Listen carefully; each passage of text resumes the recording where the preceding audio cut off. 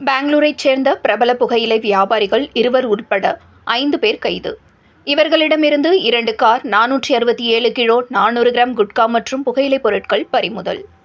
சிவகங்கை மாவட்டம் காரைக்குடி செஞ்சை பகுதியில் பெட்டிக்கடை வைத்துள்ளவர்கள் சுப்பிரமணி மற்றும் அவரது சகோதரர் சிவகுமார்.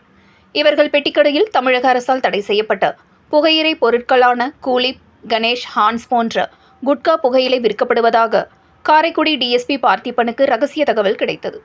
அதனைத் தொடர்ந்து அந்த பெட்டிக்கடையை காவல்துறையினர் கண்காணித்த பொழுது புதுக்கோட்டை மாவட்டம் அறந்தாங்கியைச் சேர்ந்த வீரசேகரன் என்பவர் காரில் வந்து 211 கிலோ 400 கிராம் புகையிலை மற்றும் குட்கா பொருட்களை அவர்களுக்கு கொடுக்க வந்தவரை சுற்றி வளைத்து பிடித்து போலீசார் 3 பேரையும் கைது செய்து காரைக்குடி தெற்கு காவல் நிலையத்தில் வழக்கு பதிவு செய்தனர். அதன் பின்பு வீரசேகரிடம் விசாரணை செய்ததில் பெங்களூருவில் இருந்து பிரபல குட்கா புகையிலை வியாபாரிகளிடம் வாங்கி வருவதாகவும் அவர்களுக்கு பொருட்கள் வேண்டுமென்றால் லொகேஷன் அனுப்பினால் அவர்களே காரில் வந்து பொருட்களை கொடுத்துவிட்டு பணத்தை பெற்று செல்வார்கள் என்று கூறியதைத் தொடர்ந்து வீரசேகரன் செல்போனிலிருந்தே பெங்களூருவில் உள்ள மொத்த குட்கா புகையிலை வியாபாரிக்கு லொகேஷன் அனுப்பி உள்ளார்.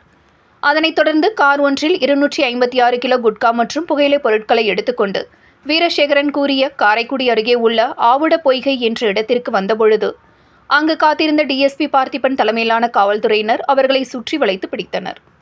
காரில் பெங்களூருவைச் சேர்ந்த முகேஷ் மற்றும் அவரது நண்பர் ராஜீவ்ராம் ஆகிய இருவரும் 256 கிலோ குட்கா மற்றும் புகையிலைப் பொருட்களை வீரசேகரிடம் விற்பனை செய்வதற்காக வந்ததைத் தொடர்ந்து அவர்களை கைது செய்து அவர்கள் காரில் கொண்டு வந்த 256 கிலோ குட்கா மற்றும் புகையிலைப் பொருட்கள் மற்றும் காரையும் பறிமுதல் செய்தனர்.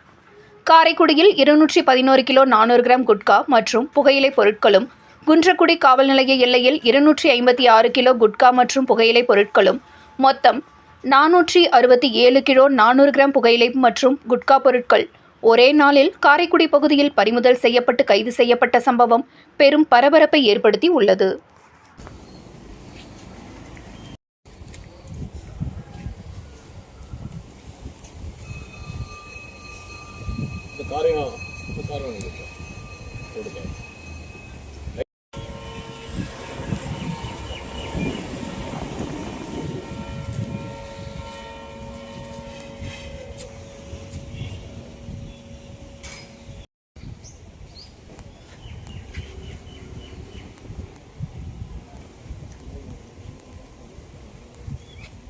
Thank you.